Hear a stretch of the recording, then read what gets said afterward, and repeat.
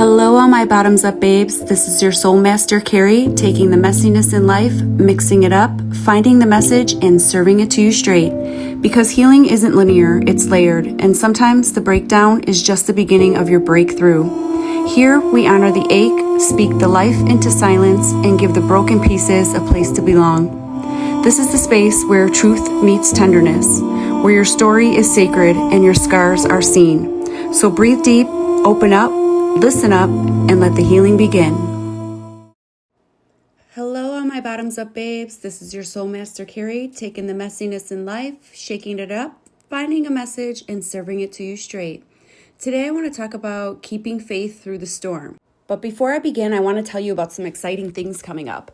I have been doing a bunch of interviews with different individuals, some with podcasts, some with published books, so many great individuals, and I cannot wait to share it with you. So make sure you tune in to the episodes coming up because I have so much to offer and so much for you to not take advantage of. So let's begin. Life has a way of throwing storms our way. Unexpected loss, broken relationships or marriages, sickness, betrayal, financial struggles. Storms are actually a blessing. They're to make you aware of changes that are needed or the value of life and love and time, especially in today's economy and just where we are in life. Everything is so stressful and fast paced and, the time just gets away from us. And I mean, everybody says, I can't believe, there's not enough time in the day for things. And that's just it. Sometimes our struggles are to slow us down, to make you aware of reality and not the subconscious reality that we're entertaining every single day. It's not for destruction, but discovery. It's not for failure, but for finding. It's not for chaos, but compassion. And it's not for breaking you. It's to bless you. Bigger plans, better plans for you to see. In order for the blessings ahead to change, you must take change. And change, it begins with you. You have to change that mindset. You have to value yourself and see within yourself before any blessings can occur. Because the truth is, it's making you stronger because a lot of times we're entertaining people that aren't even deserving of the blessings that are coming our way. Or maybe we're doing something else that will cause the blessing to be lost. So we have to make sure and we have to look within and build ourselves within before any blessings can come our way. You must see the strength and the answers that are within you. You must have silence to surrender to the faith and the trust that lies ahead. You must sacrifice the old you. I'm sorry, but things can't come with. The destruction of environments and thoughts entertaining the subconscious mind that's filled with others' opinions and pain and destruction to seek your true purpose. Faith is moving with trust, not just vision of expectations fulfilled. To be obedient, to walk towards Christ. And once you do, you will meet his plan for you. I want to tell you a story about me. So, as we all know, and I've shared with you guys, I dated an abusive individual. It was a very toxic relationship. The first time that he had committed domestic violence, domestic battery against me, I dropped the case because he loved me. He never did it before. He didn't mean it. All the victim type stuff that you go through and, you love them so much. So I dropped the case. And no more than about 4 to 6 months later, he did it again. And this time, when I had him arrested for it, he had harassed, he had, called my phone 1,000,000 times. He wanted to obviously say his sorries again. And I almost did drop that case again because I just couldn't deal with the harassment that came along with it to keep it going. But in my heart, I knew that I loved him so much and unconditionally that I wanted to get him help. I wasn't actually, that's the sad thing is I wasn't even doing it to protect myself, which I should have been. That should have been the reason. But I was doing it because I thought if I get him in front of a judge, the judge will see that this is not common behavior. What he's doing is wrong. And that's how I can help him. Well, sure enough, because the judicial system is just totally messed up, and that's a whole nother story for a different day. But of course, because what had happened was he had wanted me to get into the shower and I refused to do so. He kept opening the curtain, I kept closing it, and then next thing you know, I was hit unconscious in my head with the shower curtain. And because because he opened and I closed the shower curtain twice, they deemed it that it could have been an accident instead of what had happened. So that's when I thought, oh my God, I'm going to die. He's going to kill me now, because I brought this all the way to trial thinking that hopefully I get him in front of this judge. She has him take, whatever classes or gets him help, because I know what he's doing is wrong, but I love him too much to turn my back on him. You see, I'm the type of person that any relationships I have, whether it be friends, lovers, I am an unconditional, I am the true sacrificial lamb of love and commitment and so forth. So for me, how could I turn my back on someone I loved most when I saw that they needed me most? And that was where my mind was with the whole situation. So after I saw, though, obviously I added fuel to the fire of his anger by keeping this case going and not giving him his way, thinking that I was going to drop it like I did the first one. That's where it was game on. Even though he got not guilty, I still continued to get the repercussions of the case. He would message me, "Karma's going to get you." I ended up taking boxing lessons because I was afraid that he was going to jump out somewhere or come and get me. So I wanted to have protection. I became an insomniac. I was in the hospital like 22 times throughout this whole entire episode because of the stress. It was literally killing me. And it was like I'll admit, I even caved a couple times being in the trauma bond to the order of protection because, again, I loved him so much and I just wanted to get him help. And so what had happened was, now, about another month or so later, I'm at my wit's end. I've already tried the court stuff. I was in court for like 8-9 months with the whole case. I tried to get him in front of professional people. I've called the police. I went through every chain of command that you can possibly think of. And this man is still harassing, still abusing, still all of it. And so one day I was out with my friends and I had my phone with me, and of course he had called no caller ID block about 47 times. It actually became like a running joke for the night. We put my phone in the middle of the table and my girlfriends and I were like, let's take bets. Do you think it'll be 70 times, 22 times, 44 times? And I at this point was starting to learn the characteristics of narcissism and stuff. And so I knew that I shouldn't hit answer the phone because it just, they like any kind of attention, whether it's bad attention or good attention. So I purposely wasn't answering my phone. And then about an hour or so after I was out, my son had called me and stated he needed a ride home. So that's where I started to head home. Well, on my way home, it was just call after call after call. And you guys, I just had enough. And this is where I made the mistake because I went to his home. I rang the doorbell. I stood there and he came out from the back of his home. And at this point, I didn't care if I died or lived because he had pushed me so far over the edge. All the hospital visits, my time off of work, my time in the courthouse. I mean, at this point, I just wanted to know what he wanted from me. If he wanted to kill me, now was the time. Did you want money? Did you want, my firstborn child? I mean, at this point, it was just to that extreme that I couldn't take it anymore. And I had learned later after this situation that I guess it's called reactive abuse. I did not know that at the time. Obviously, I was just starting into therapy and stuff because I was literally losing myself. But so anyway, I went to his house and my sole purpose, like I said, was to say, just kill me, take me already. I can't live life suffering like this. You are driving me over the edge. I'm literally dying anyway. I was in the hospital for severe malnutrition and severe dehydration because I couldn't keep anything down from my stress levels. I would either vomit it up or, from the other end. So yes, I was dying anyway. So at this point I was like, if he's going to kill me, let's just get it over with. I think this peace would be better with me dead. That's probably maybe the only time I'll see peace now. So what he did was he picked me up, he threw me at the end of his driveway on the ground. I got up, and he started to proceed to his neighbor's door. And I was like, no, talk to me. Like, I want to get to the bottom of this. I can't live like this anymore. And when he reached to go, a couple times he like put his hand up, and I went to like, just like put my hand up to like protect myself or whatever. And then when he went to go ring the doorbell, I like swooshed him from the door. And I was like, no, talk to me. I want this to end. Well, clearly people obviously heard us outside yelling, and someone had called the police, because then all of a sudden the police sirens came. So I got in my car and I was like, don't ever call me again. If you do, I will, file harassment charges against you. Like, I'm not afraid of you anymore. I had enough.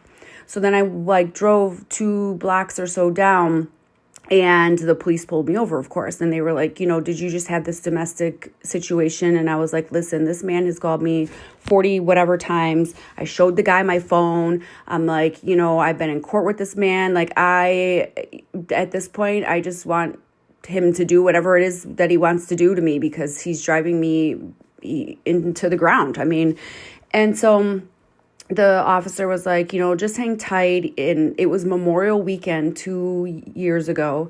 And so he's like, just hang tight. He's like, you made the mistake by going to his house. I'm like, I know, but at this point, I can't even go and live my own life. He's calling me. I mean, I didn't plan to go to this man's house. I'm out with my friends. And, this is ridiculous. And he was doing other things. My only place of peace was my church, and he was showing up at my church. Like, it was just, I was running from the devil, you guys. I was literally running from the devil. And so anyway, I sat there with the officer while his partner officer was at his home. And the next thing you know, the officer looks at me, like his partner and him, they walkie-talkie to each other, whatever you call it.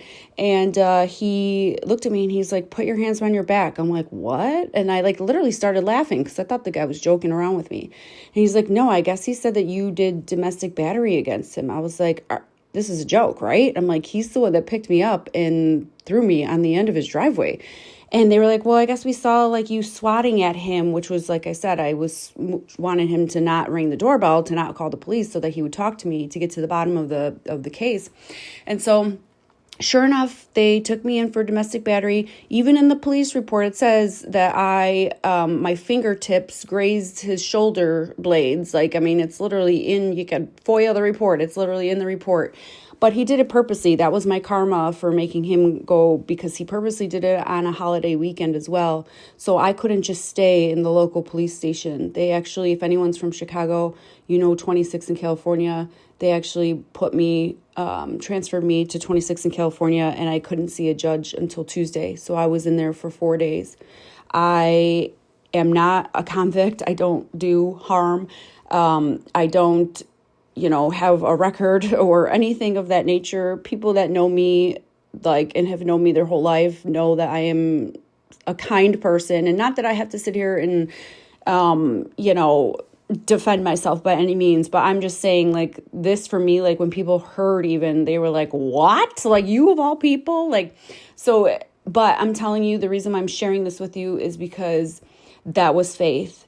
I remember sitting there in the jail cell, and they put like 78 of us that day in the same cell.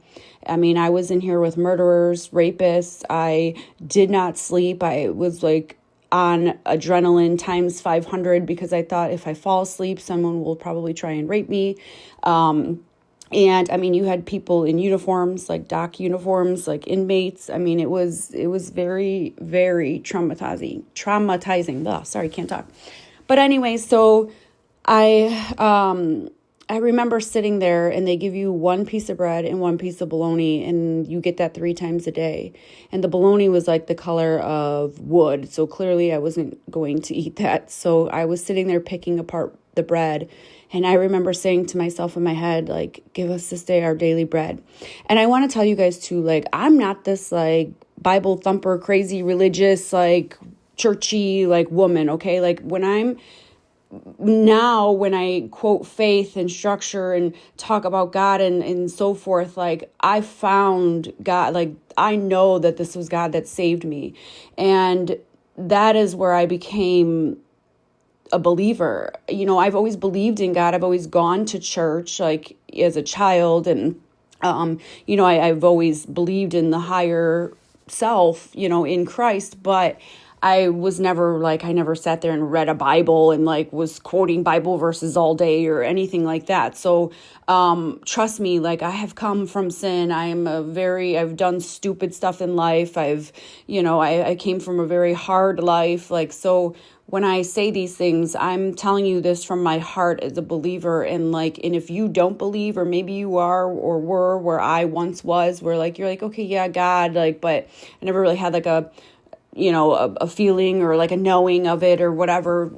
Possibly if you're listening right now and you are at the bottom or you're struggling, this is God showing you the relationship and that there's faith and that you are so loved and so cared for, but you have to use your free will and find it within yourself. And a lot of times what we do is we seek exteriors. So we are looking for the answers to our divine self and to our authentic self outside of us, and the answer is inside of us. But anyway, so back to my story.